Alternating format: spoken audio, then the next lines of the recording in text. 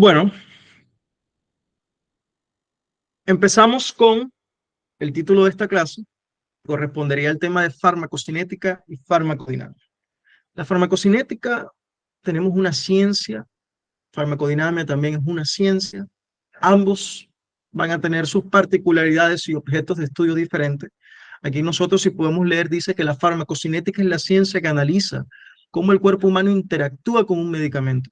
La farmacocinética examina cómo el cuerpo absorbe, distribuye, metaboliza y excreta el medicamento. Por otra parte, la farmacodinámica es la ciencia que estudia los efectos bioquímicos y fisiológicos de un medicamento y su mecanismo de acción de un órgano, incluidos los efectos a nivel celular. Como lo dije coloquialmente, es lo que le podemos decir entre la diferencia entre estas dos disciplinas, es lo que farmacocinética es lo que el cuerpo le hace al medicamento, mientras que la farmacodinámica es lo que el medicamento le hace al cuerpo. ¿Y de qué nos sirve conocer esto? Saber bien de farmacocinética o saber bien de farmacodinámica, que al momento de nosotros prescribir los medicamentos vamos a poder determinar las dosis correctas y garantizar el efecto adecuado, sin tener que sobreexcedernos en la dosis que nosotros queremos aplicar y poder buscar ese beneficio que nosotros queremos incorporar. Bien. Hay un par de conceptos también que nosotros vamos a tener que tener en cuenta. No sé si de pronto ustedes lo saben. Si ustedes no lo saben, pues no pasa nada. Se los digo yo, pero alguien aquí sabe cuál vendría siendo la definición de un fármaco.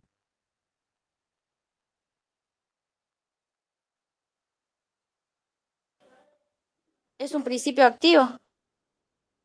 Bien, bueno, ahí vamos completando la definición. El Dro- fármaco dro- contiene el principio drogas, activo. Muy bien. ¿Qué otra definición tenemos por ahí?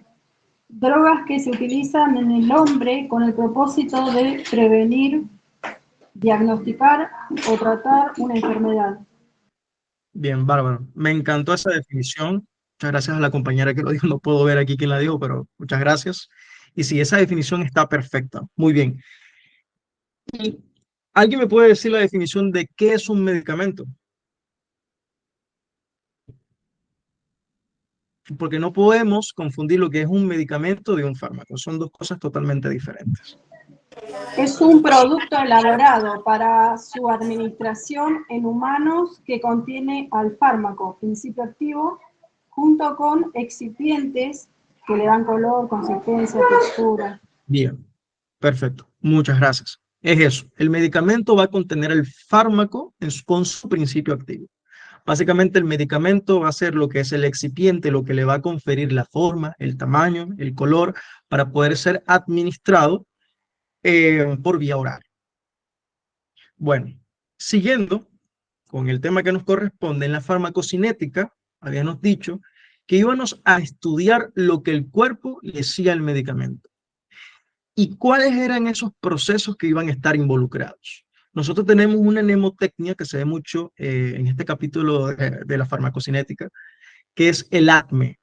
A, que vendría representando la absorción del medicamento, desde el momento en que es administrado, en que es ingerido, hasta que se transporta a la circulación sanguínea. La distribución, el metabolismo y la eliminación. La absorción es la transferencia de un medicamento o sustancia desde el sitio de administración al torrente sanguíneo y está determinado por propiedades físico-químicas del medicamento, la solubilidad en lípidos, es decir, qué tan lipofílico puede ser ese medicamento para poder atravesar la membrana celular, el tamaño de la partícula, por supuesto que también va a ser muy importante. No es lo mismo que yo tenga un medicamento que dentro de su composición tenga enormes esas partículas, a un medicamento que dentro de su composición tenga partículas pequeñas. ¿Por qué? Porque el medicamento que contiene las partículas pequeñas va a poder difundir rápidamente la membrana plasmática. Aquel que tiene esas partículas más grandes le va a costar un poquito más. Por lo tanto, le va a costar o va a tomar un poco más de tiempo en absorberse. Otra de las propiedades físico-químicas del medicamento es el grado de ionización. ¿Qué quiere decir grado de ionización? Bueno, hay medicamentos que nosotros lo vamos a encontrar en que esos medicamentos pueden estar ionizados o pueden que estén no ionizados. Ionizados quiere decir que ese medicamento está cargado eléctricamente, ¿vale? Que se le agregó o perdió un electrón. Esos medicamentos ionizados con cargas se les atribuye una propiedad que son hidrofílicos, es decir, que les va a costar atravesar las membranas plasmáticas. En cambio, aquellos medicamentos que no están ionizados van a tener esa propiedad que se les confiere que es lipofílico. Son medicamentos lipofílicos. ¿Por qué? Porque son muy solubles a la membrana plasmática. Van a poder difundir fácilmente la membrana plasmática. Hasta aquí todo bien, han entendido, porque es muy importante que arranquemos entendiendo estas tres características o estas tres propiedades físico-químicas de los medicamentos. La solubilidad en lípido, es decir, cuáles son esas características que tiene ese medicamento para poder difundir la membrana, el tamaño, ya que si yo tengo un tamaño pequeño, puedo difundir más rápidamente la membrana, y el grado de ionización, que básicamente me hace saber si ese medicamento está cargado o no eléctricamente, ya que si está cargado eléctricamente va a ser más difícil poder atravesar la membrana, mientras que si no está cargado eléctricamente o en su defecto no está ionizado, va a poder difundir más fácil la membrana plasmática. ¿Entendieron, chicos? Sí, muy claro. Bueno, muy bien. Otra de las cosas que determinan la absorción de los medicamentos va a ser la formulación del medicamento, y otro muy importante es la ruta de administración.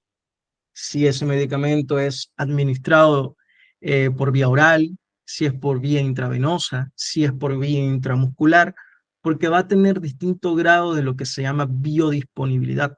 ¿Alguien sabe lo que es la biodisponibilidad? Es un concepto que igual vamos a abarcar un poco de forma más detallada en la clase del miércoles con la clase de farmacodinámica, pero ¿alguien sabe qué vendría siendo la biodisponibilidad? Si querés lo leo, lo tengo todo a mano, por eso. Yo tengo la definición que dice cantidad y forma en la que un fármaco llega a la circulación sistemática y por lo tanto está disponible para acceder a los tejidos y producir un efecto farmacológico. Bien, listo. Está bien esa definición que me acabas de dar. Para decirlo de una forma más sencilla, podemos decir que es la fracción o es la proporción en la que el medicamento ya comienza a realizar sus efectos a nivel tisular o a nivel de su sitio de acción. ¿Ok? De igual forma, es un concepto que vamos a profundizar más adelante en el miércoles con la explicación de farmacodinámica. Bueno, muy bien. Dice que la absorción a lo largo del tracto gastrointestinal va a estar afectado por distintas consecuencias, ¿no? Tenemos la diferencia en el pH luminal, el pK, la superficie por volumen luminal, el flujo sanguíneo y la naturaleza de las membranas. En primer lugar, nosotros tenemos la diferencia en el pH luminal. Bueno, ¿dónde creen ustedes que se va a absorber la mayoría de los medicamentos? ¿Tienen alguna idea? ¿En qué Por el orden? riñón, No, por el riñón. riñón sí creo. En el intestino. En el intestino. Muy bien. Una de las características que nosotros tenemos acá es superficie por volumen luminal. Bueno, muy bien. Según la ley de Fick, no sé si ustedes la han dado en algún momento, pero dice que a mayor superficie, mayor absorción. El órgano del cuerpo humano con mayor superficie por volumen luminal es el intestino delgado. Por ende, al tener o al abarcar una mayor superficie, los medicamentos van a poder absorberse de forma más íntegra.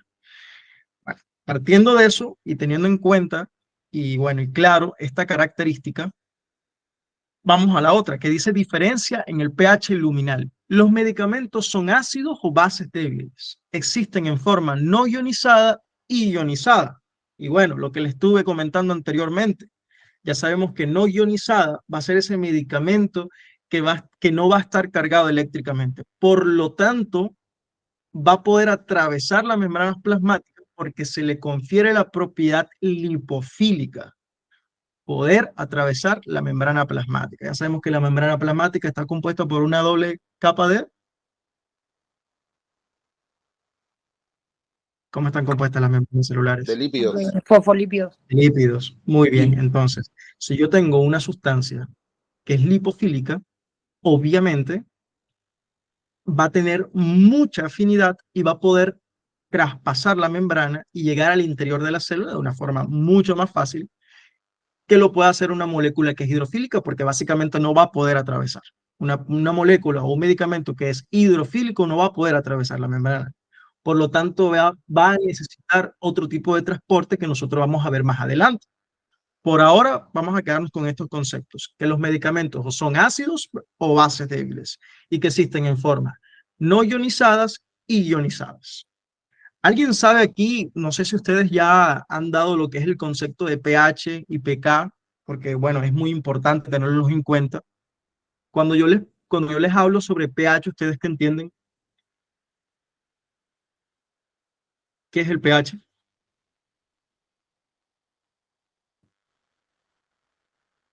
Es la autorregulación de ácido-base. Bueno, muy bien. ¿Y el pK saben?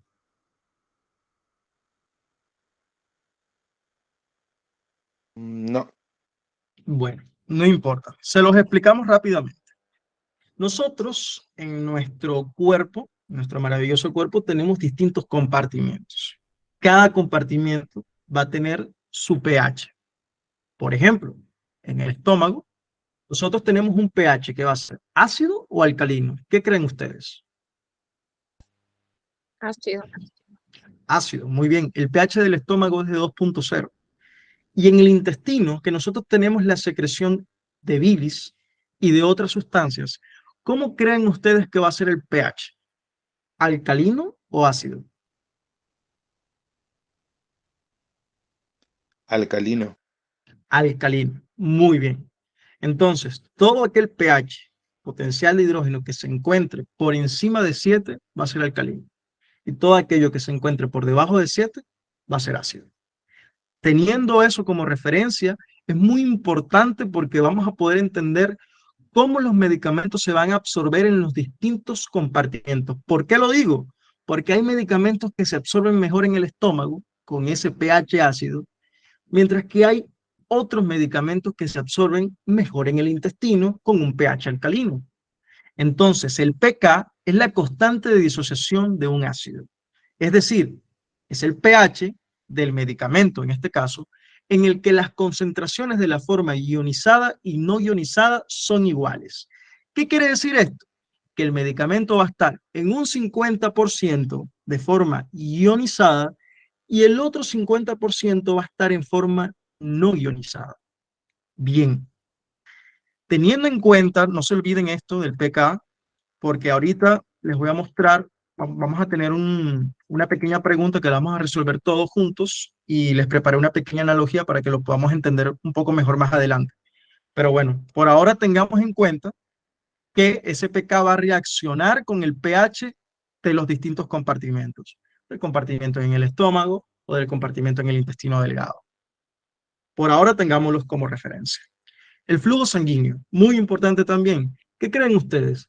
Si yo tengo un flujo de sanguíneo, si yo tengo un aumento del flujo sanguíneo, ¿cómo creen que se verá afectada la absorción? ¿Va a estar acelerada o va a estar disminuida la absorción con un flujo sanguíneo alto? No, acelerada, porque mientras más sangre haya en un tejido, o sea, más vascularizado esté, más va a llegar el fármaco, el medicamento. Muy, muy bien, compañera. Gracias, gracias, gracias.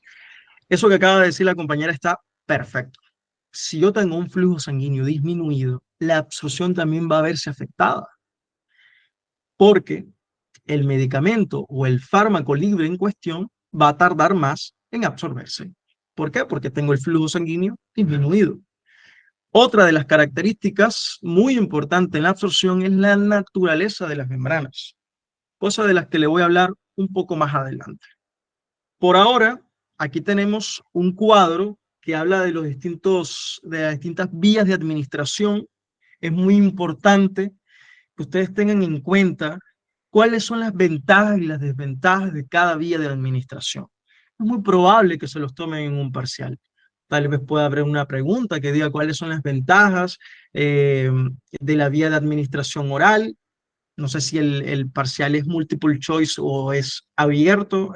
Sí, son preguntas abiertas, no tengo idea. Pero bueno, da igual. Esto es algo que de verdad tienen que sí o sí saberlo. Hay otras cosas mucho más importantes que quiero explicarles más allá de la vía de administración y hablar de las ventajas y las desventajas. Pero por ahora, a mí me interesa más que esto, bueno, luego lo incorporen ustedes, lo aprendan, estudien. Pero retomando lo que yo les dije anteriormente, el concepto de biodisponibilidad. No es lo mismo la vía de administración oral que una vía de administración, por ejemplo, por vía intravenosa. Si yo les doy un fármaco a uno de ustedes y le digo, tómate estas pastillas, tú te la tomas, ¿ustedes creen que el efecto de ese fármaco va a ser inmediato o va a tardar un poco? Va a tardar. Va a tardar. Va a tardar, Va a ser claro. más lento. Bien. ¿Por qué? Porque tiene que absorberse. Si yo te coloco un fármaco o te aplico una droga directamente por vía intravenosa, ese fármaco ya no está pasando por el proceso de absorción, está yendo directamente al torrente sanguíneo. Por lo tanto, el efecto va a ser inmediato.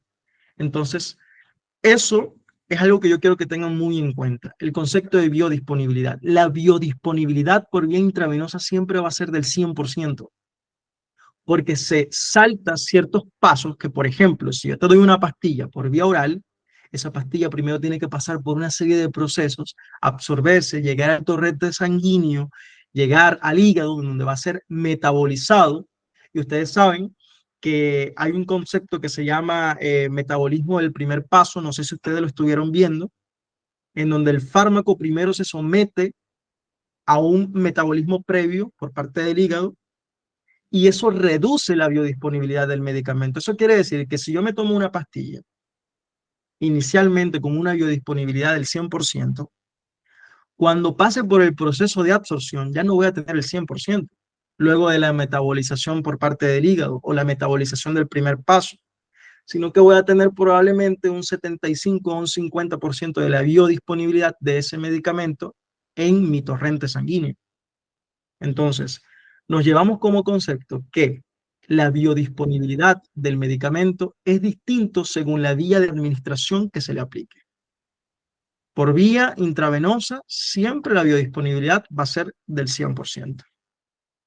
Bueno, ¿hasta ahora alguna duda?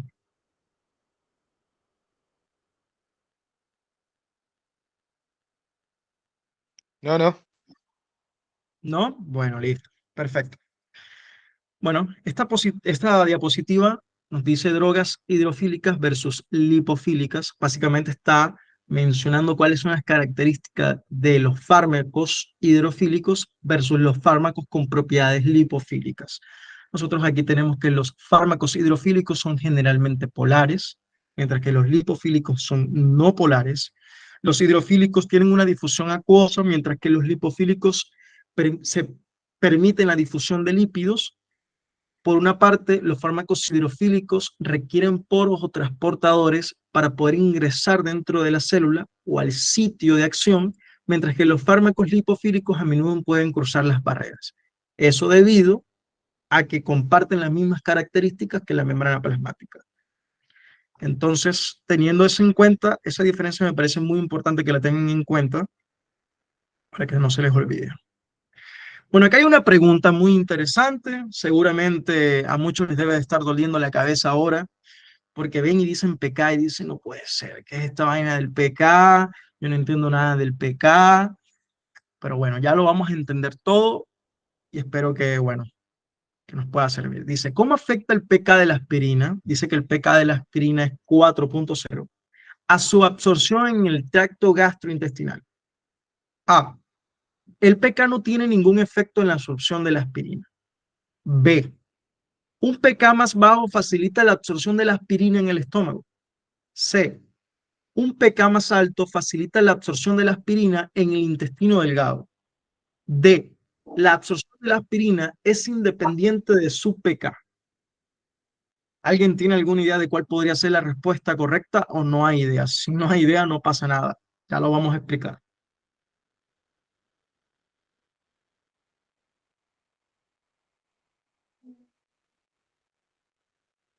Bueno, listo.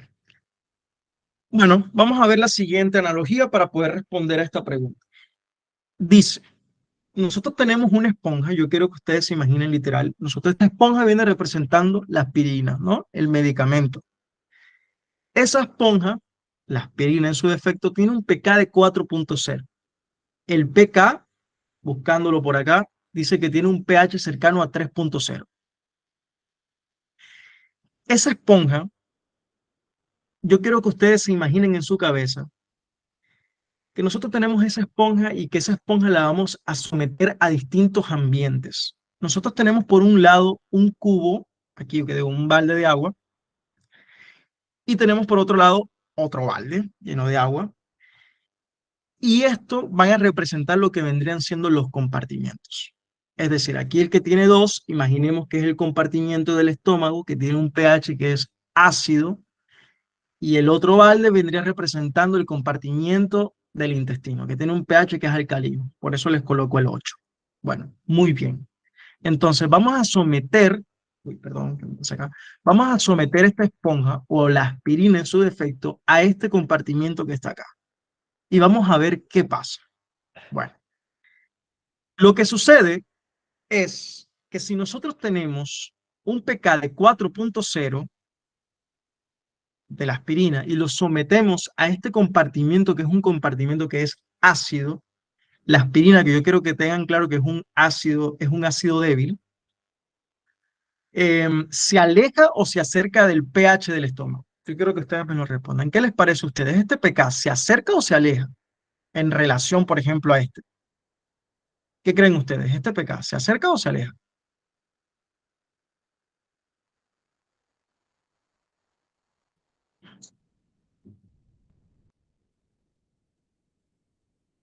Se ¿Se acerca, chicos. aleja? No, no. El pK de 4.0, si yo lo sumerjo a este compartimiento donde yo tengo un pH de 2, el pK de la aspirina, o sea, la aspirina tiene un pH de 3.0, sino que el pK, o sea, todos los medicamentos tienen su pK. Pero si ustedes buscan cuál es el pH de un medicamento en concreto, les va a aparecer seguramente. Pero el pH de la aspirina es de 3.0 igual. Sino que no se toma el pH, sino que el valor que se toma es el pK, o sea, la constante de disociación. Porque el pK va a reaccionar con el pH de un ambiente. Por eso les coloco el balde de agua y les digo que este ambiente representa el estómago. Entonces, la aspirina va a ser sometida a este ambiente. La vamos a introducir en este ambiente y vamos a ver qué le pasa a esa aspirina. La pregunta inicial sería, ¿el valor del pK de la aspirina les parece que está muy lejos o les parece que está muy cerca del 2? Cerca del 2. Cerca. Cerca. También cerca, claro. En cambio, por ejemplo, la aspirina en relación al compartimiento del intestino que tiene un pH de 8, o como un poquito más lejos, me parece, ¿no? El doble. Sí, es ¿Verdad? el usual. Muy bien. ¿Qué pasa? Yo me tomo una aspirina, me llega al estómago, reacciona con el ambiente del estómago. Yo tengo un ambiente que es ácido, tengo un pH de 2, el pH de la aspirina es de 3. Es decir, tenemos un ácido débil, porque la aspirina es un ácido débil, está en un compartimiento también que es ácido, con un pH muy ácido. A lo que voy es que si este pK, que es de 4.0, se acerca al pH del compartimiento, que es de 2, se va a mantener en su forma ionizada. Es decir, como recuerdan anteriormente, yo le dije que la forma ionizada del fármaco quería decir que estaba cargada eléctricamente, es decir, que podía ganar o que podía perder electrones. Y si yo tengo la forma ionizada de la aspirina en el estómago, ¿ustedes creen que se va a absorber bien en el estómago? ¿Qué creen ustedes? Que no. No se va a absorber, exacto. ¿Por qué? Porque está en su forma ionizada. El pK de la aspirina se acerca al pH del estómago. Como están muy relacionados, Eso quiere decir que la aspirina se va a mantener en una forma ionizada. En cambio, la aspirina, esta esponja que tengo acá, que la someto a un compartimiento diferente, en donde el pH es muy alcalino, o sea, estoy en un compartimiento, estoy en un ambiente alcalino y estoy sometiendo a este ambiente alcalino un fármaco que es un ácido débil, reaccionando con este pH alcalino, va a desplazar la reacción hacia la izquierda. Eso quiere decir que se va a convertir en la forma no ionizada. Por eso lo coloco acá. Como pueden ver, yo someto la aspirina en este compartimiento y se mantiene en su forma no ionizada. En su forma no ionizada es lipofílica. Por lo tanto, ¿ustedes qué creen que va a pasar con esta aspirina en el intestino si la tengo en su forma no ionizada? ¿No va a tener el efecto terapéutico deseado? No todavía, porque no hemos llegado todavía a distribución. No Me escuché la estoy pregunta. refiriendo a la absorción. Estamos No se va a hablando absorber. de absorción. En cuanto a la absorción de la aspirina, ¿ustedes qué creen que va a pasar? Si se encuentra en su forma no ionizada, y yo les dije que la forma no ionizada es liposoluble, las características de las membranas celulares es que son compuestas por una doble membrana lipídica. Entonces, ¿qué va a pasar? La aspirina va a poder absorberse mejor. Claro, porque es liposoluble. ¿A qué voy con esto? Bueno, todos los medicamentos en concretos van a tener su pK. ¿Qué pasa? Independientemente si ese fármaco es un ácido débil o es una base débil, cuando reaccione en un compartimiento determinado, ese compartimiento va a tener su pH, ¿vale? Es decir, que si yo someto una base débil en el compartimiento del estómago que es ácido, se va a alejar del valor del pH o se va a acercar. Una base, supongamos que el pK no es de 4, sino que es de 8. ¿Qué estaría pasando? Se aleja. Y se estaría alejando del 2, ¿verdad? Sí. Claro. Se estaría alejando del 2. Entonces, si se aleja del 2, ese fármaco va a estar en su forma no ionizada. Es decir, que una base débil va a absorberse mejor en un compartimiento ácido. ¿Me entienden? Un ácido débil va a absorberse mejor en un medio alcalino. ¿Lo entienden? Sí, Bien, perfecto. Entonces, volviendo a la pregunta anterior, ¿cómo afecta, bueno, cómo afecta el pK de la aspirina a su absorción en el tracto gastrointestinal? A. El pK no tiene ningún efecto en la absorción de la aspirina. B. Un pK más bajo facilita la absorción de la aspirina en el estómago. C. Un pK más alto facilita la absorción de la aspirina en el intestino delgado. D. La absorción de la aspirina es independientemente de su pK. ¿Cuál creen ustedes que es la respuesta correcta? La B. La B. La B me parece. Un pK más bajo facilita la absorción de la aspirina en el estómago. ¿Quién dijo B? A mí me parece que la C. La La C, C. vale. ¿Quién dice C? ¿Quién dice B? Yo digo C. Bueno, Yo también. ¿alguien dice B? Yo, B. No, C. No. C, Yo C. también la B. Es la C. Bueno, bueno. Vamos a volver a los que dijeron B. Retomando. Aspirina 4.0 en el estómago, que tiene un pH de 2. El 4 está muy cerca del 2. Por lo tanto, yo tengo la aspirina que es un ácido débil, lo tengo en un compartimiento que es ácido también. Al estar los dos en un compartimiento similar, digamos que la aspirina se encuentra en el ambiente que a ella le gusta, o sea que va a permanecer en su forma ionizada porque puede ganar o puede perder electrones. Si la aspirina está en su forma ionizada, es hidrosoluble, por lo tanto no va a poder atravesar muy fácil las membranas plasmáticas. Eso quiere decir que le va a costar absorberse ahí. Sí, se absorbe, pero el porcentaje de aspirina que se absorbe en el estómago es prácticamente nada. Les diría que el 2-3% se estaría absorbiendo en el estómago. El resto va a estarse absorbiendo en el intestino delgado. ¿Por qué? Porque el pK de la aspirina se aleja al pH del intestino. Entonces permite que la aspirina pase a su forma no guionizada, es decir, que sea liposoluble, por lo tanto va a poder absorberse mejor en el intestino. Entonces la respuesta correcta sería la C. Un pK más alto facilita la absorción de la aspirina en el intestino delgado. ¿Lo entendimos? Sí. Bueno, entonces, pues más allá de todo, enredarlos con esto del pK, es que, bueno, cada medicamento va a tener su pK y ese pK va a reaccionar, ese es el mensaje que yo quiero que se lleven en realidad, es que el pK va a reaccionar con el pH del ambiente. Va a reaccionar con el pH del estómago, va a reaccionar con el pH de cualquier porción del intestino delgado. Hay medicamentos que se absorben mejor en el duodeno, otros que lo hacen más, otros que se absorben mejor en el yeyuno, en el ilion.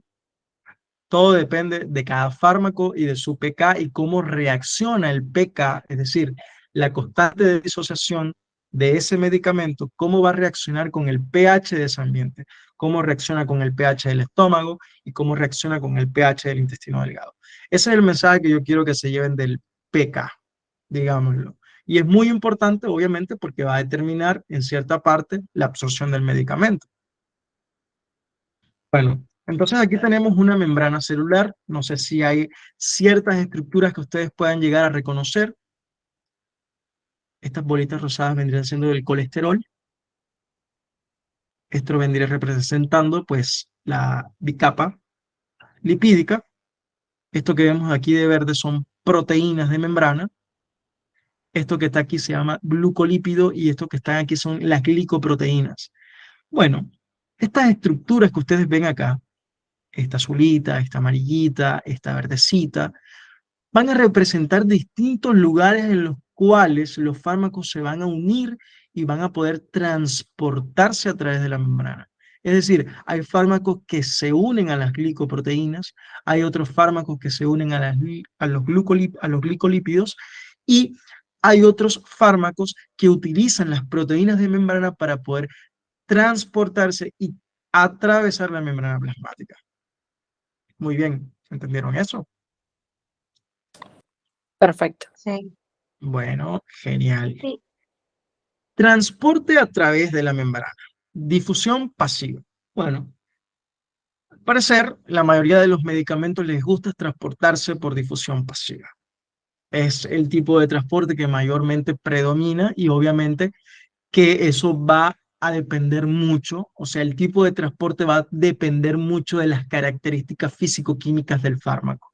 Es decir, si un fármaco es lipofílico, que ya sabemos que los lipofílicos pueden atravesar más fácil la membrana, en cambio aquel que es hidrofílico no va a poder atravesar esa membrana tan fácilmente, entonces va a necesitar la ayuda de proteínas transportadoras para poder ingresar a la célula. Pero ya ese tipo de transporte sería otro tipo de difusión, a lo que nosotros conocemos como difusión facilitada, que la vamos a ver más adelante.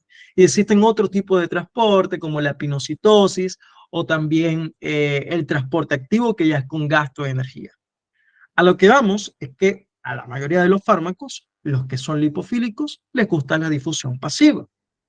Y para que haya difusión pasiva, hay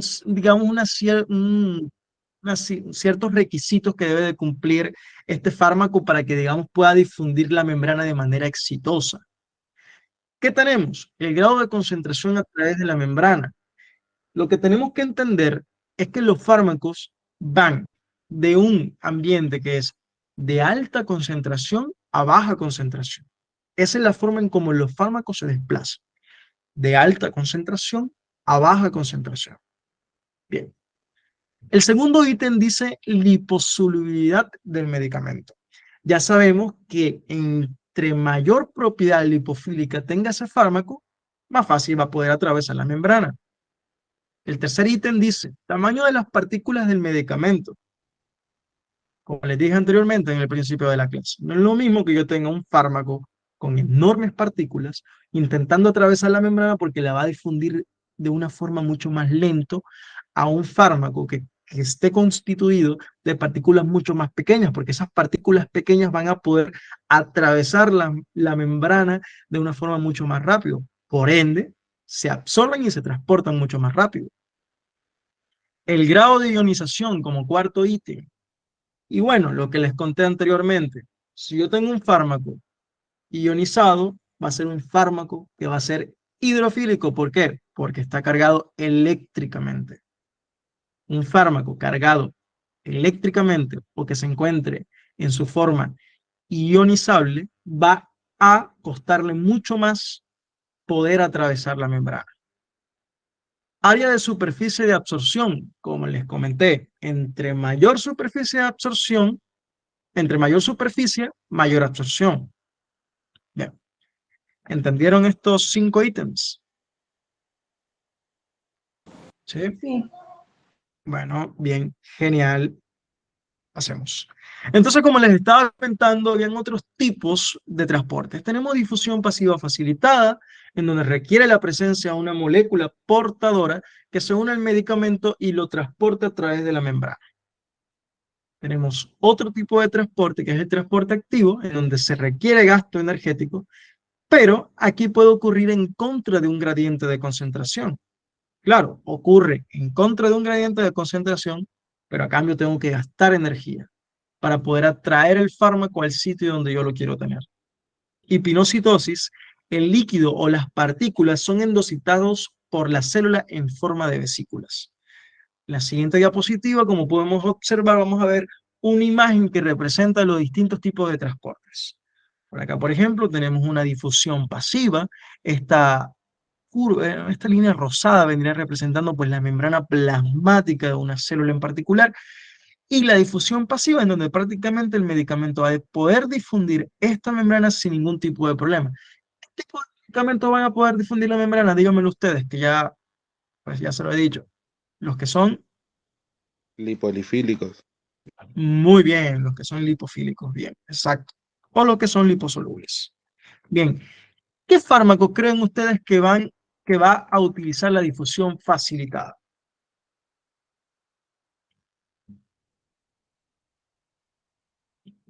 El contrario, vendrá siendo los Los libres. hidrofílicos. Claro, ¿por qué? Porque no tiene la capacidad de poder atravesar esa membrana lipídica. Entonces, utiliza la ayuda de una molécula, que esa molécula va a ser pues esta proteína, para poder difundir la membrana sin gasto de energía, porque aquí no estamos utilizando energía, esto es difusión facilitada, es un tipo de transporte pasivo y no activo. Entonces tenemos que el otro tipo de transporte era el transporte activo, en donde aquí sí utilizamos el gasto de la moneda energética, que es el ATP, para poder ingresar el fármaco en contra de su gradiente de concentración hacia el interior de la célula. Tenemos el otro mecanismo de transporte, que es la pinocitosis, que en realidad pues es muy poco común, pero también es válido tenerlo en cuenta, en donde se realiza por medio de una endocitosis. La célula incorpora el medicamento, al fármaco, en pequeñas vesículas que la vemos acá, y van siendo liberadas hacia el exterior. A esto se le conoce como pinocitosis. Bueno, tenemos la distribución. Entonces, ¿tienen alguna pregunta sobre absorción? ¿Entendimos ese proceso de absorción? Bien. Si hay alguna Sí. pregunta que me quieran realizar, si hay algo que no les quedó muy claro, no tengo problema.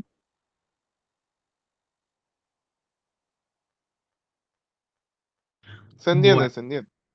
bueno, muy bien. Me alegra que se entienda.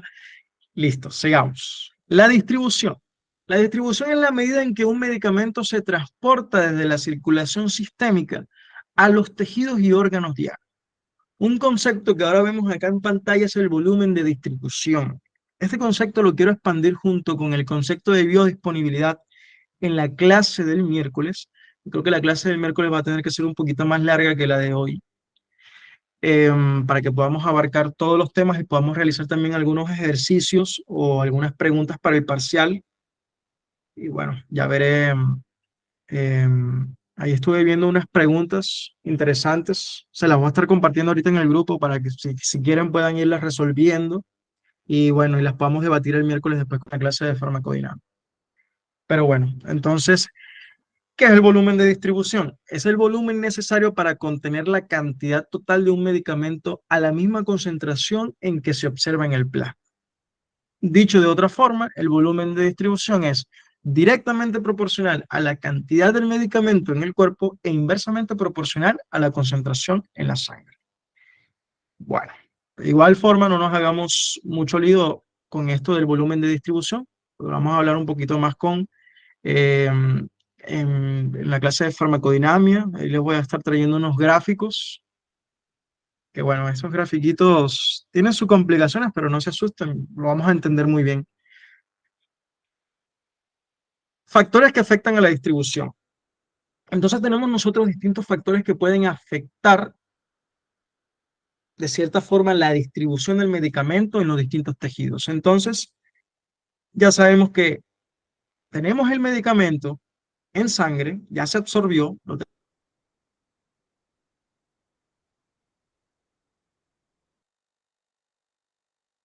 va a distribuirse a los distintos tejidos o al sitio de acción, a donde tiene que llegar. Bueno, muy bien. Entonces, ¿cuáles son esos factores? La permeabilidad tisular del medicamento, las características del medicamento, lo que estuvimos hablando anteriormente, chicos, que si está cargado eléctricamente, que si no está cargado eléctricamente, es decir, que si es lipofílico, si es hidrofílico. ¿Por qué? Por lo mismo, porque en este proceso de distribución el fármaco tiene que llegar a su célula diana, a su órgano diana. Y para poder llegar a ese órgano diana, a ese sitio de acción, va a tener que atravesar nuevamente la membrana plasmática de esa célula para poder llegar a su sitio de acción. Entonces, nuevamente, las propiedades físico-químicas del fármaco son importantes en el momento de la distribución. Otra cosa o otro factor que se tiene en cuenta son las barreras tisulares. La barrera hematoencefálica, por ejemplo, la barrera hematotesticular, y también tenemos la barrera fetoplacentaria también, en donde estas barreras, las células endoteliales de estas barreras van a estar unidas por células estrechas, van a crear uniones intracelulares.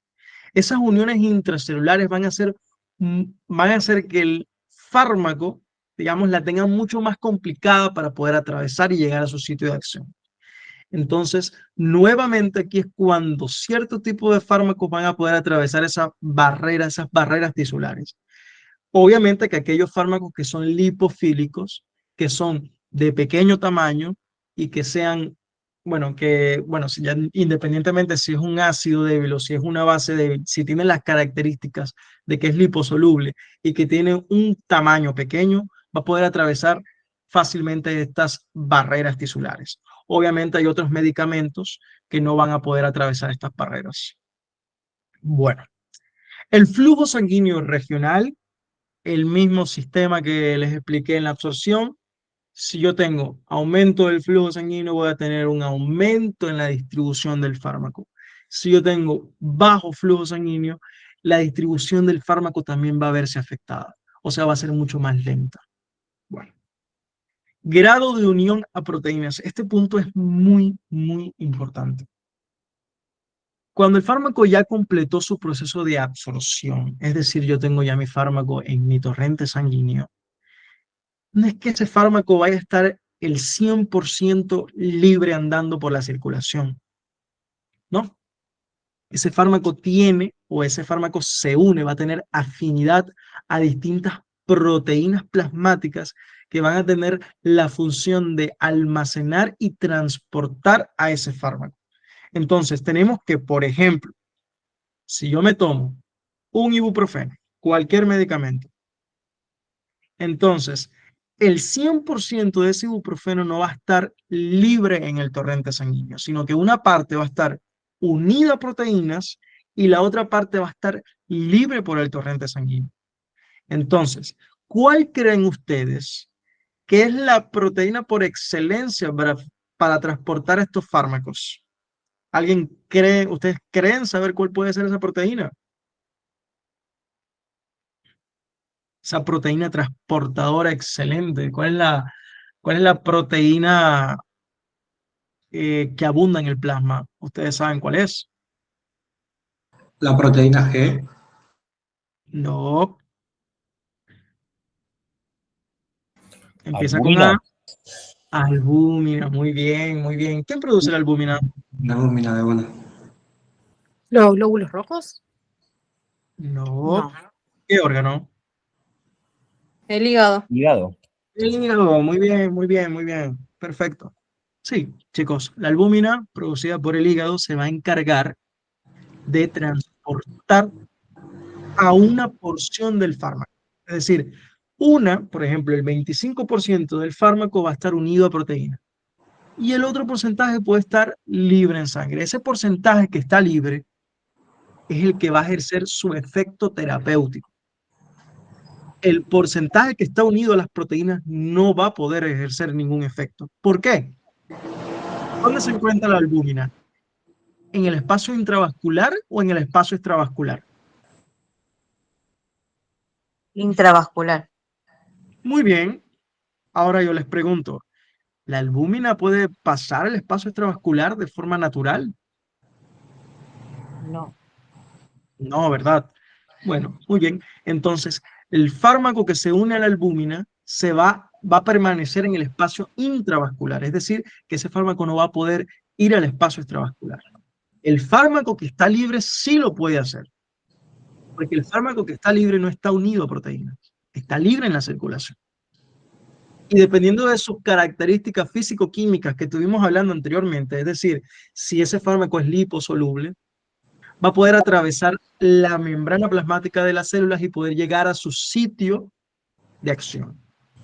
Entonces, en conclusión, cierto porcentaje del fármaco va a estar unido a proteína y otro porcentaje va a estar de forma libre. Ese porcentaje, ese fármaco libre es el que va a tener su acción terapéutica. El que se encuentra unido a proteínas no va a tener acción. ¿Por qué? Porque va a permanecer en el espacio intravascular con la albúmina. Ya sabemos que la albúmina no puede traspasar la membrana plasmática de una célula y llegar al espacio extravascular así como así. En ciertas condiciones que les quiero mencionar, que bueno, por ejemplo, en una hipoalbuminemia, en una condición patológica en donde tenemos disminución de la albúmina en sangre, ya puede ser por un estado de, por ejemplo, de desnutrición, mi hígado no produce suficiente albúmina. ¿Qué creen ustedes que va a pasar? Si yo me tomo un medicamento, tengo un estado patológico en donde no tengo la cantidad de albúmina normal que debería tener mi sangre, mi torrente sanguíneo, no tengo la cantidad normal de esta proteína que me permite que ese fármaco se una a ella. ¿Qué creen ustedes que va a pasar con ese medicamento? Si yo me tomo un medicamento y tengo déficit de albúmina, ¿qué creen ustedes que va a pasar? ¿No se va a distribuir correctamente? Efecto tóxico sería. Efecto tóxico me gusta más. Lo que digo la compañera tampoco está mal de que no se va a distribuir correctamente. Cierta razón tiene, pero aquí el punto es que va a tener un efecto tóxico. ¿Por qué?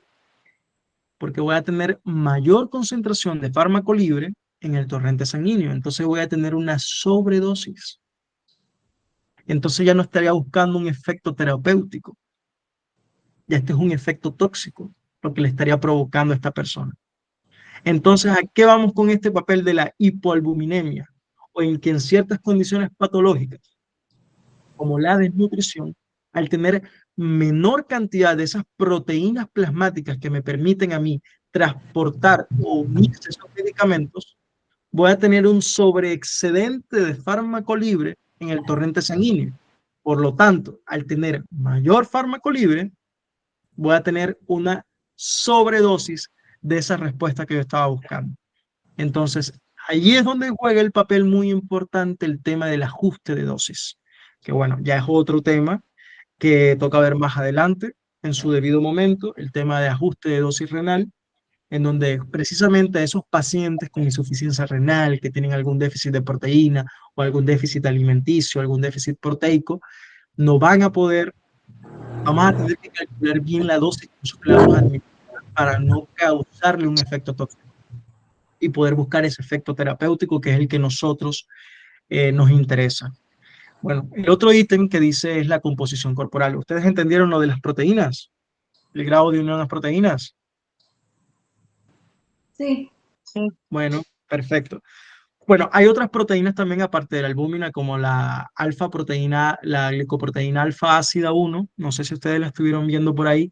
Y existen otra cantidad de proteínas, otras lipoproteínas que se encargan también de unirse a los medicamentos y de transportar los medicamentos. Pero la proteína por excelencia es la albúmina. Así que ténganla en cuenta por si les salen un parcial de cómo se transporta los medicamentos en el torrente sanguíneo, ya lo tienen en cuenta. Que se transportan una parte como fármaco libre y de otra parte unido a proteínas. Entonces la composición corporal, muy importante esto, chicos. Si yo tengo agua extracelular, por una parte yo tengo agua extracelular, ¿no? En composición corporal, y tengo otra parte que es tejido adiposo. Por ejemplo, en un lactante, ¿cómo está el porcentaje de agua corporal en relación a un adulto? ¿Quién creen ustedes que tiene mayor porcentaje de agua corporal? ¿Un lactante o un El adulto? lactante, el lactante. El lactante. Muy bien, muy bien. Entonces, ¿qué papel juega el agua en esta situación? Sencillo. Que aquellos fármacos que son hidrofílicos van a poder absorberse mejor en estas condiciones. Mayor composición de agua, mayor agua extracelular, los fármacos hidrofílicos van a poder absorberse mejor en estas condiciones. Si yo tengo mayor tejido adiposo, ¿qué creen ustedes que va a pasar? No En se una va a No se van absorber. a alcanzar a absorber bien. Exacto, no se va a poder absorber bien. ¿Por qué? Porque una parte de ese medicamento, ya sabemos que ese fármaco que es lipofílico, tiene afinidad por esa membrana, por esa bicapa lipídica. Entonces, imagínate tú tener tanto tejido adiposo. Ya el fármaco tiene una afinidad en ese tejido adiposo. Entonces el fármaco busca almacenarse en ese tejido. Entonces no voy a tener la misma biodisponibilidad del fármaco en la sangre. Entonces, también hay que ajustar las dosis según la composición corporal de cada persona. Eso es para que lo tengamos en cuenta. No es lo mismo administrarle por ejemplo, a una persona que tiene un porcentaje de grasa del 70% a uno que tiene un porcentaje de grasa del 20%. Las dosis son diferentes, entonces toca ajustarlas. Sin embargo, ese no es el tema de hoy. Aquí simplemente estamos hablando de factores que afectan a la distribución. Y ya sabemos que la obesidad o el tejido adiposo afecta a la distribución del fármaco y que obviamente el agua extracelular también afecta a la distribución de esos fármacos que son hidrofílicos. Entonces, otro punto importante, la dieta. ¿Qué creen ustedes que puede estar pasando con la dieta? Bueno, pasa algo muy interesante y se los voy a contar de una forma bastante rápida y concreta. En una persona que tiene una dieta rica en grasas, estaría aumentando su porcentaje de ácidos grasos libres, ¿no? Si yo tengo un aumento de esos ácidos grasos, resulta y pasa que esos ácidos grasos utilizan a la albúmina para transportarse. Entonces, ¿qué pasa? Vamos a ponerle un poquito de lógica a la cuestión. En una dieta rica en grasa, los ácidos grasos necesitan la albúmina también para transportarse. ¿Qué creen ustedes que va a pasar con ese transporte? Se va a ¿Puedes saturar. repetir la pregunta? Te repito. Si yo tengo una dieta rica en grasas, comienzo a comer y comer y comer y comer y comer y comer, mis ácidos grasos aumentan. Los ácidos grasos, ¿cómo se transportan en el torrente sanguíneo? ¿Libres o unido a proteínas? ¿Qué creen Unido a ustedes? proteína. Unido a proteínas. Adivinen cuál es la proteína que utilizan esos ácidos grasos. La albúmina. La albúmina. Entonces, ¿qué creen que va a pasar con el medicamento? No va a tener lugar para transportarse. No va a tener lugar para transportarse. Entonces, otra vez volvemos a la condición pasada.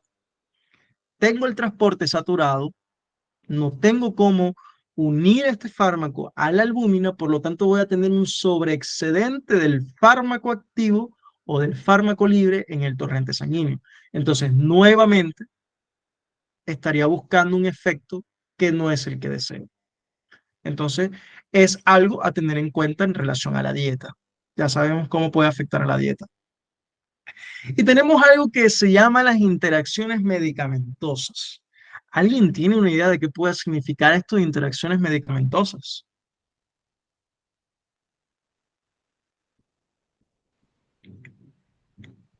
Bueno, las interacciones medicamentosas básicamente ocurren cuando, por ejemplo, yo me tomo dos medicamentos en forma simultánea y resulta y pasa que esos medicamentos luchan por el mismo sitio de unión, es decir, se unen a la misma proteína. Si yo tengo un medicamento A y un medicamento B y ambos medicamentos utilizan el mismo sitio de unión a la proteína, que en este caso, pongamos un ejemplo, es la albúmina, ¿qué creen ustedes que va a pasar? Se van a pelear por el sitio de unión esos medicamentos. Entonces, quien tenga mayor afinidad por el sitio de unión se va a quedar y el otro se desplaza, es decir, queda libre. Entonces, es algo a tener en cuenta. Las interacciones medicamentosas juegan un papel importante en cuanto a la distribución. Repito, si yo me tomo dos medicamentos, esos dos medicamentos luchan por un sitio de unión, ese sitio de unión va a ser a la albúmina, uno va a tener más afinidad que el otro. En consecuencia, uno queda como fármaco libre en el torrente sanguíneo y el otro va a estar unido a proteínas. ¿Lo entendieron? Sí, en este caso, ¿qué hay que saber? O sea, ¿o hay que tomar de a uno? No, en realidad, ¿Cómo sabemos no, cuál es más disponible a la unión? bueno, precisamente, bueno, ya eso depende de las características de cada medicamento. ¿Por qué? Porque hay medicamentos, por ejemplo, si yo me tomo un medicamento A que tiene afinidad por albúmina, no quiere decir que el medicamento B también tenga afinidad por esa proteína. Hay otras proteínas que también transportan a los medicamentos. Entonces, otros medicamentos, en vez de utilizar la albúmina como su sitio de unión para transporte, utilizan a la glicoproteína alfa ácida o otro cotransportador. Entonces, básicamente nosotros lo que tenemos que saber es qué medicamento, o sea, en qué afinidad, o sea, cuáles son las proteínas o cuáles son los sitios de unión que tienen afinidad los distintos medicamentos. ¿Para qué? Para no desplazar del sitio de unión al otro medicamento que podemos estar tomando en cuestión. No sé si me hago explicar. Sí. Bueno, Profe, una depósito de pregunta. drogas. Una pregunta. Sí, Pero eso que usted dice que lo desplaza, ¿es como que lo inhibe el efecto del otro medicamento o no tiene nada que ver? no, es una cuestión de afinidad. Es como una sinergia, digamos como un match. Supongamos que el medicamento A tiene una mayor afinidad por la albúmina que el medicamento B. Ponele. O sea, eso depende de las características de cada fármaco en particular.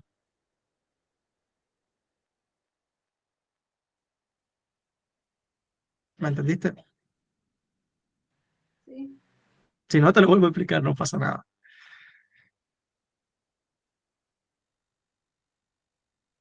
Bueno, te lo vuelvo a explicar.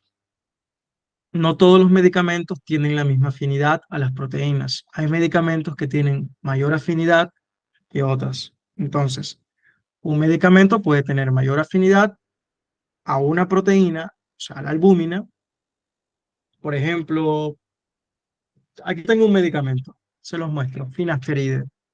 Este medicamento es el que yo utilizo bueno, para el tratamiento de la alopecia androgenética. Y por acá tengo Reafrinex, que es paracetamol. Vale.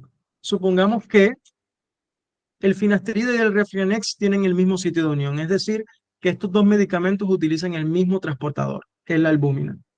Pero resulta y pasa que las características de este fármaco permitan que se adhieran permita que tenga mayor afinidad a la albúmina. Entonces, este fármaco va a tender a unirse a la albúmina y este no. ¿Por qué? Porque este tiene más afinidad que este. ¿Entienden? Perfecto. Si yo me tomara este medicamento solo, no hay problema. Este medicamento viene, se une a la albúmina. Pero si yo me tomo este medicamento y este medicamento, puede haber problema, puede haber una interacción medicamentosa. ¿Por qué? Porque este medicamento va a desplazar del sitio de unión a este medicamento. La razón, este tiene mayor afinidad que el que tengo aquí en la izquierda.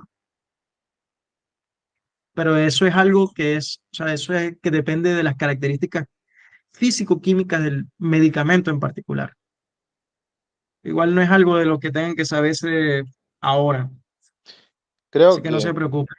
que nosotros en clase ¿Cómo? vimos como medicamentos sinérgicos y medicamentos antagonistas, hablando así de Bien, interacciones y efectos. bueno, eso lo vamos a ver también el miércoles, lo de los medicamentos antagonistas y los sinérgicos también, en farmacodinámica. Bueno, por ahora terminemos distribución. Dice, depósito de drogas en el organismo. Ciertos fármacos, como le dije, una parte se une a las proteínas, pero resulta y pasa que no todas las proteínas, o sea, no todos esos fármacos van a estar unidos a las proteínas. También hay otros sitios a donde pueden almacenarse. ¿Cuáles son esos sitios?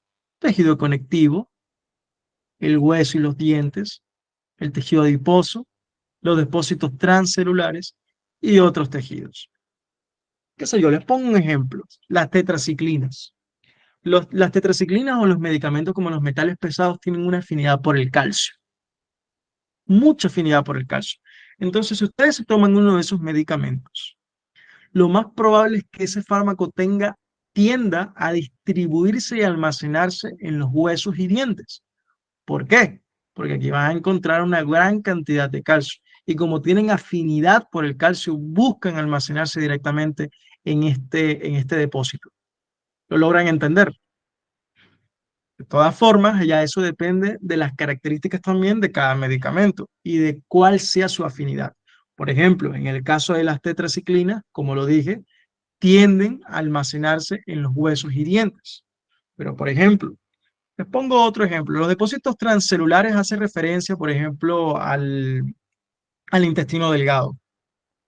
Entonces, ciertos medicamentos van a tender a almacenarse, pero en realidad no estarían almacenándose en el intestino delgado, porque en el intestino delgado, no sé si ustedes estuvieron algo, no, si vieron algo que se llama circulación enterohepática.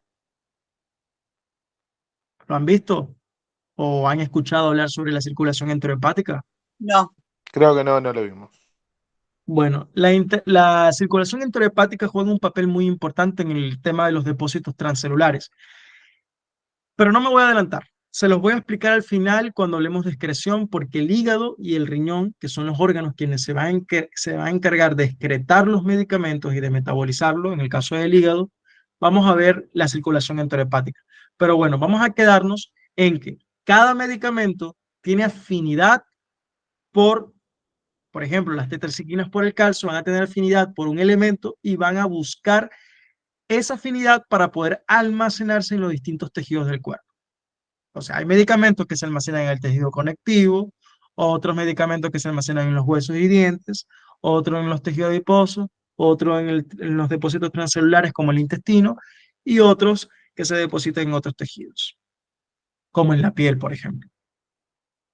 Bueno, el metabolismo. Entonces ya con esto terminamos absorción, terminamos distribución. ¿Qué les parece por el momento? Absorción, ya saben cuáles son los procesos a los que es sometido el fármaco por ahora. Lo absorbimos, lo distribuimos, ejerció su función terapéutica, hizo su función, y ahora ¿qué creen que le toca al fármaco? Metabolizarse. Bien, entonces el metabolismo es un tipo de biotransformación. La biotransformación es el proceso a través del cual el cuerpo humano transforma químicamente los medicamentos en diferentes moléculas para hacer que el compuesto sea farmacológicamente activo o para facilitar la eliminación. Es decir, existen distintas vías por lo cual los medicamentos son sometidos. Cuando un medicamento se metaboliza, se puede convertir o en la forma inactiva del medicamento. Si yo tengo la forma inactiva del medicamento es porque ya no me sirve para nada, entonces el fin común que yo estoy buscando es poder excretar, poder eliminar. O también se puede metabolizar o biotransformar, que en este caso me gusta más el concepto de biotransformación que el del metabolismo, porque básicamente los fármacos se estarían transformando en distintas formas. Llegan al hígado y tienen distintas rutas, o pueden buscar su forma inactiva para poder ser excretados, o pueden biotransformarse porque hay fármacos, escuchen bien, hay fármacos que al momento de ser incorporados se incorporan en su forma inactiva y es necesario el metabolismo el primer paso a nivel hepático para que puedan buscar su forma activa. Es algo loco, suena loco, pero es así. Entonces, o también pueden transformarse en lo que son metabolitos tóxicos, que también posteriormente van a ser excretados. Entonces, las fases de la biotransformación. No todos los medicamentos van a seguir estas tres fases que ven aquí en pantalla. Todo depende de las características del medicamento, pero en conclusión, la mayoría va a pasar por estas fases. La reacción de fase 1 se encarga de transformar el medicamento en un metabolito polar, lo que lo hace más soluble en agua. Es decir, que estaríamos transformando el medicamento a una sustancia hidrofílica. La hace más soluble en agua. A este proceso también lo pueden ver en el libro que se le conoce como proceso fase 1 de oxidación.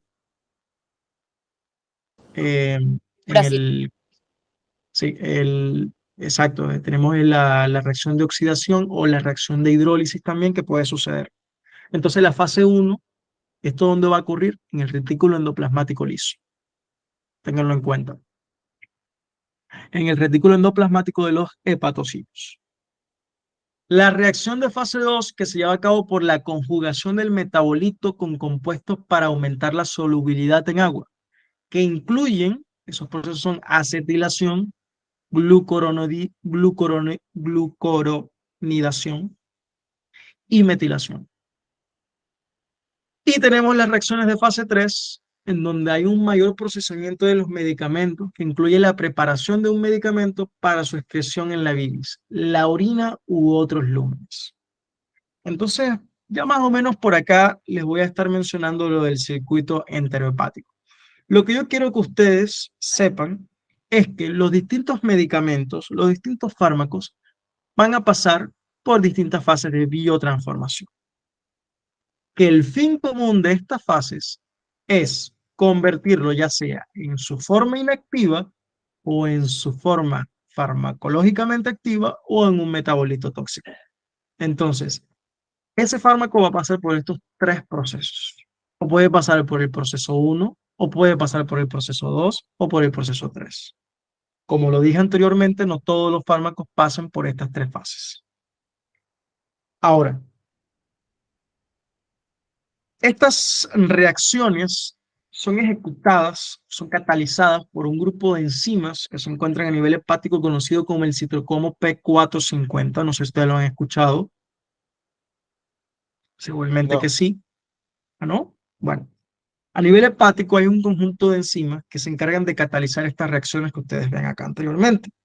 La reacción de fase 1, la reacción de fase 2, la reacción de fase 3, son catalizadas por un grupo de enzimas que se llaman CP450 o citocromo P450. Ese es un grupo de enzimas que se van a encontrar a nivel hepático. Como lo vemos, es una familia enorme, no tienen que sabérselas, no se preocupen, pero ustedes llévense hoy como aprendizaje de que existe este grupo de enzimas a nivel hepático que va a tener como producto final llevar a cabo una serie de transformaciones del fármaco. ¿Para qué? Para convertirlo ya sea en su forma inactiva o en su forma activa. Entonces ya sabemos que estas enzimas básicamente van a catalizar las reacciones que vimos anteriormente. Entonces, factores que afectan el metabolismo. Bueno, tengo una deficiencia genética del citrocromo P450 y yo te digo, ¿sabes qué? No tengo las suficientes enzimas para poder llevar a cabo las reacciones que anteriormente mencioné. Y bueno, tengo un déficit genético, ya es algo genético, es un trastorno genético. No tengo las enzimas necesarias para poder llevar a cabo las reacciones necesarias para poder excretar el medicamento o poder convertirlo en su forma activa. Entonces, deficiencia genética del citrocromo P450. Otro factor que puede afectar al metabolismo es una inhibición competitiva del citrocromo P450, que algo básicamente parecido a lo que yo les estuve contando anteriormente, lo de las interacciones medicamentosas, en donde de pronto un mismo, o sea, la administración simultánea y concominante de dos medicamentos eh, llevan a cabo como una inhibición competitiva del citrocromo P450. Es decir, los medicamentos tienen la misma ruta metabólica y luchan por la actividad de esas enzimas, pero no hay suficientes enzimas para poder metabolizar esos medicamentos. Entonces, eso es lo que sería referencia a inhibición competitiva.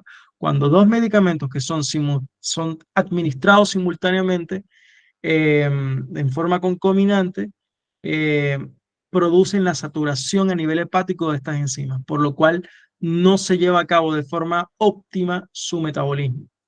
Entonces, tenemos otro factor que afecta el metabolismo, que es la inhibición directa del citocromo P450, en donde hay fármacos que básicamente pueden inhibir directamente la actividad de estas isoenzimas. Como también pueden haber fármacos que inducen la actividad de este citrocromo P450. Un ejemplo muy clásico que se me olvidó decirles aquí en inhibición directa es el del el jugo de pomelo, que básicamente si tú te tomas este jugo de pomelo al estar ingiriendo un medicamento, es muy probable que ese medicamento no logre metabolizarse bien y por lo tanto puede que no tenga el efecto terapéutico deseable porque precisamente estamos inhibiendo ese conjunto de enzimas que se están encargando de metabolizar o de biotransformar el fármaco que nosotros estamos incorporando. Entonces el jugo de pomelo es el clásico ejemplo que causa inhibición directa de este grupo de enzimas. Y bueno, por último tenemos la inhibición de la glicoproteína P, que es muy raro, es una condición muy rara. Básicamente alude a que todos los fármacos que son absorbidos, o sea, vuelven a ser secretados hacia la luz del túbulo, o sea, básicamente no se pueden absorber. Excreción o eliminación, bueno, esta es la parte final de lo que viene siendo el capítulo de farmacocinética. Entendemos por la excreción o eliminación al proceso de conversión de un medicamento en metabolitos inactivos que finalmente se excretan del cuerpo.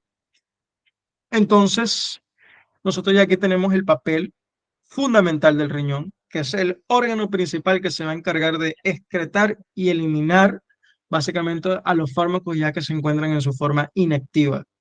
Por otra parte, tenemos a lo del hígado, que les estaría diciendo de la circulación enterohepática, que básicamente funciona así.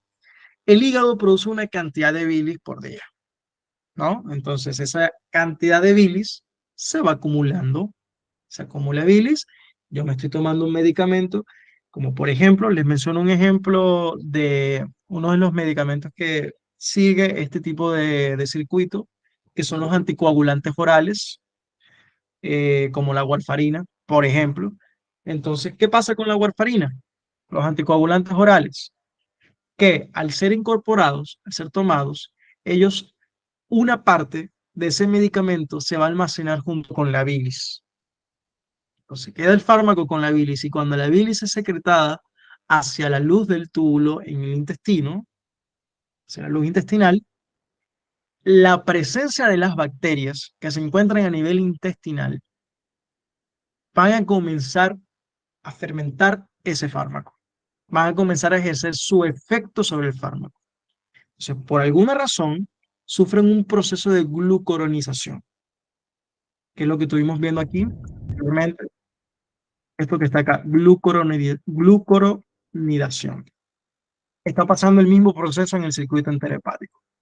Es decir, El fármaco se acumuló con la bilis, es secretado en el intestino.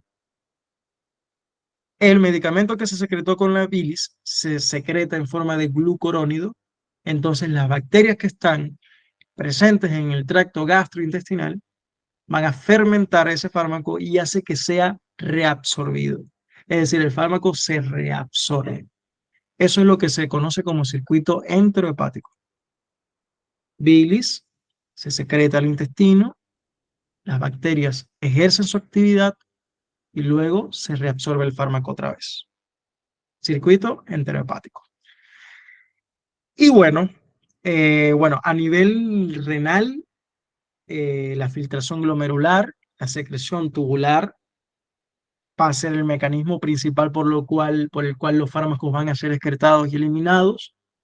Y bueno, el sistema de ácidos débiles y bases débiles a nivel del túbulo, no sé si ustedes ya dieron algo sobre riñones, pero bueno, tienen que tener en cuenta la presencia de los cotransportadores que se manejan a nivel renal en los distintos segmentos del túbulo renal, ya que en las distintas porciones de la nefrona va a haber la excreción de los fármacos inactivos o de los fármacos que se van a excretar. Por eso depende ya de si es un fármaco que es un ácido débil o si es una base débil, porque el sistema de excreción va a ser diferente. O sea, los mecanismos que se van a jugar a nivel renal van a ser diferentes. Pero eso no es lo que realmente importa en esta explicación. Lo que yo quiero que ustedes entiendan es que a nivel renal, el riñón es quien se carga o es el órgano principal de excretar o de llevar a cabo la eliminación de los medicamentos. Eso es lo que yo quiero que se lleven. ¿Existen otras formas? Sí, de excretar los medicamentos, totalmente. ¿Cuáles? La piel, también se puede excretar por medio del cabello, también se puede excretar por los pulmones, por ejemplo, mediante la respiración. Y bueno, eso es lo que básicamente es lo que es excreción. Hay órganos primarios que se encargan. ¿Cuáles son? El hígado, ¿cómo? Por medio del circuito enterohepático. Y a nivel renal, el riñón, el órgano por excelencia que se encarga de excretar los medicamentos. Y bueno, chicos, con esto ya estaríamos terminando la clase de hoy. Espero que hayan entendido. Si hay alguna duda, por favor, revienten el chat con dudas, no pasa nada. Pregunten todo lo que ustedes quieran. Si tienen alguna pregunta, si tienen alguna pregunta del símil, del parcial y cualquier cosa que quieran, pues háganla saber en el grupo que yo me tomo el trabajo de poder responderles. Y nada, espero que les haya servido mucho la clase, que la hayan disfrutado, que hayan entendido sobre todo y que les sea de mucha ayuda para el parcial y espero que todos aprueben. Mis mejores deseos para todos ustedes.